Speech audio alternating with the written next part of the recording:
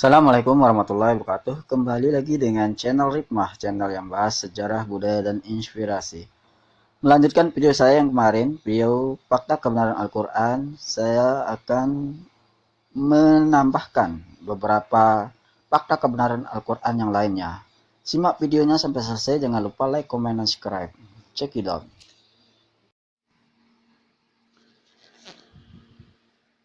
Fakta ke-9 dari kebenaran Al-Quran adalah fakta tentang menyusui bayi selama 2 tahun.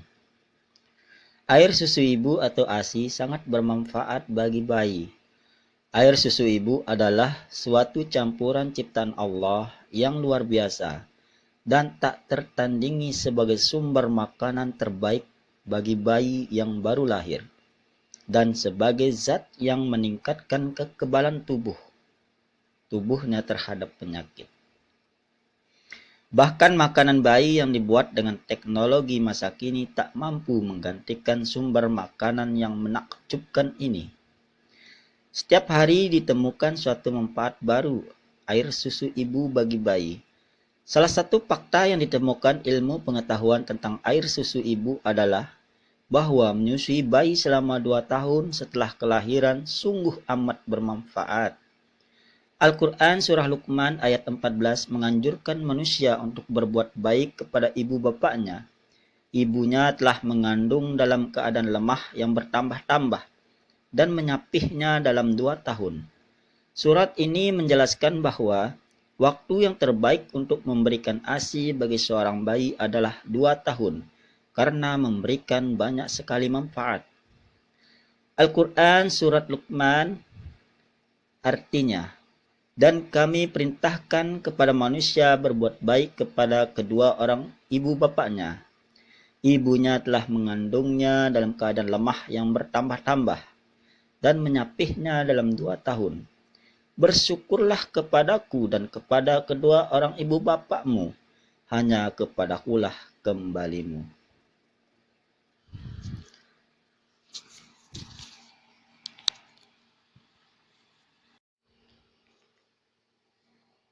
Fakta ke-10 dari fakta kebenaran Al-Quran adalah fakta tentang angin. Dalam sebuah ayat Al-Quran disebutkan sifat angin yang mengawinkan dan terbentuknya hujan karena angin. Al-Quran Surah Al-Hijr ayat 22 menjelaskan yang artinya, dan kami telah meniupkan angin untuk mengawinkan dan kami turunkan hujan dari langit. Lalu kami beri minum kamu dengan air itu, dan sekali-kali bukanlah kamu yang menyimpannya. Dalam ayat ini, ditekankan bahwa fase pertama dalam pembentukan hujan adalah angin. Hingga awal abad ke-20, satu-satunya hubungan antara angin dan hujan yang diketahui hanyalah bahwa angin yang menggerakkan awan. Namun penemuan ilmu meteorologi modern telah menunjukkan peran mengawinkan dari angin dalam pembentukan hujan. Fungsi mengawinkan dari angin ini terjadi sebagaimana berikut. Di atas permukaan laut dan samudera, gelembung udara yang tak terhitung jumlahnya terbentuk akibat pembentukan buih. Pada saat gelembung-gelembung ini pecah, ribuan partikel kecil dengan diameter 1/100 mm terlempar ke udara. Partikel-partikel ini yang dikenal sebagai aerosol bercampur dengan debu daratan yang terbawa oleh angin dan selanjutnya terbawa ke lapisan atas atmosfer. Partikel-partikel ini dibawa naik lebih tinggi ke atas oleh angin dan bertemu dengan uap air yang ada di sana. Uap air ini mengembun di sekitar partikel-partikel ini dan berubah menjadi butiran-butiran air. Butiran-butiran air ini mula-mula berkumpul dan membentuk awan dan kemudian jatuh ke bumi dalam bentuk hujan. Sebagaimana terlihat, angin mengawinkan uap air yang melayang di udara dengan partikel-partikel yang dibawanya dari laut dan akhirnya membantu pembentukan awan hujan. Apabila angin tidak memiliki sifat ini, butiran-butiran air di atmosfer bagian atas tidak akan pernah terbentuk. dan hujan pun tidak akan pernah terjadi. Hal terpenting di sini adalah bahwa peran utama dari angin dalam pembentukan hujan telah dinyatakan berabad-abad yang lalu dalam sebuah ayat Al-Quran. Pada saat orang hanya mengetahui sedikit saja tentang fenomena alam ini, Al-Quran sudah menjelaskannya sedemikian detil. Maha benar Allah dengan segala firman-Nya.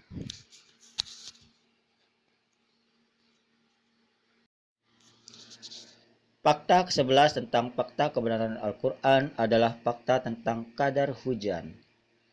Fakta lain yang diberikan dalam Al-Quran mengenai hujan adalah bahwa hujan diturunkan ke bumi dalam kadar tertentu. Hal ini disebutkan dalam surah Az-Zukhruf yang artinya, dan yang menurunkan air dari langit menurut kadar yang diperlukan, lalu kami hidupkan dengan air itu negeri yang mati. Seperti itulah kamu akan dikeluarkan dari dalam kubur. Al-Quran surah Az-Zukhruf ayat 43. Kadar dalam hujan ini pun sekali lagi telah ditemukan melalui penelitian modern. Diperkirakan dalam 1 detik sekitar 16 juta ton air menguap dari bumi. Angka ini menghasilkan 513 triliun ton air per tahun. Angka ini ternyata sama dengan jumlah hujan yang jatuh ke bumi dalam 1 tahun. Hal ini berarti air senantiasa berputar dalam suatu siklus yang seimbang, menurut ukuran atau kadar tertentu. Kehidupan di bumi bergantung pada siklus air ini. Bahkan, sekalipun manusia menggunakan semua teknologi yang ada di dunia ini, mereka tidak akan mampu membuat siklus seperti ini. Bahkan satu penyimpangan kecil saja dari jumlah ini akan segera mengakibatkan ketidakseimbangan ekologi yang mampu mengakhiri kehidupan di bumi. Namun hal ini tidak pernah terjadi dan hujan senantiasa turun setiap tahun dalam jumlah yang benar-benar sama seperti dinyatakan dalam Al-Quran. Maha benar Allah dengan segala firman-Nya.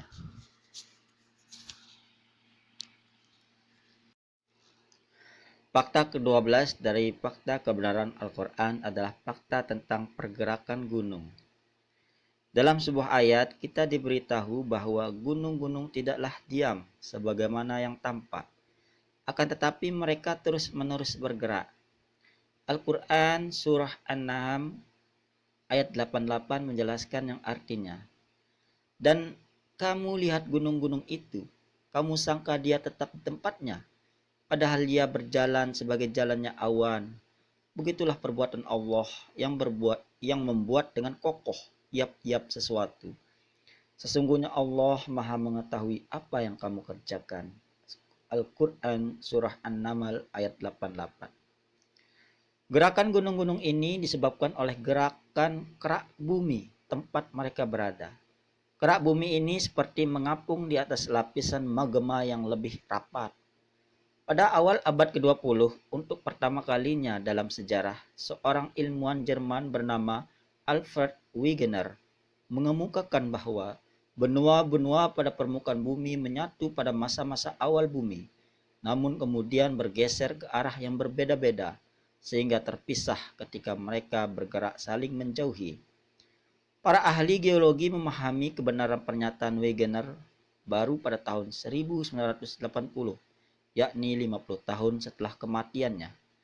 Sebagaimana pernah dikemukakan oleh Wegener dalam sebuah tulisan yang terbit tahun 1915, sekitar 500 juta tahun lalu, seluruh tanah daratan yang ada di permukaan bumi awalnya adalah satu kesatuan yang dinamakan Pangea. Daratan ini terletak di kutub selatan. Sekitar 180 juta tahun lalu, Pangea terbelah menjadi 2 bagian yang masing-masingnya bergerak ke arah yang berbeda. Salah satu daratan atau benua raksasa ini adalah Gondwana yang putih Afrika, Australia, Antartika, dan India. Benua raksasa kedua adalah Laurasia yang terdiri dari Eropa, Amerika Utara, dan Asia, kecuali India.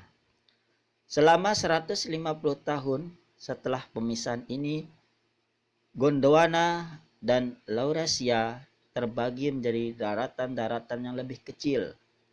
Benua-benua yang terbentuk menyusul terbelahnya Pangea telah bergerak pada permukaan bumi secara terus-menerus sejauh beberapa sentimeter per tahun.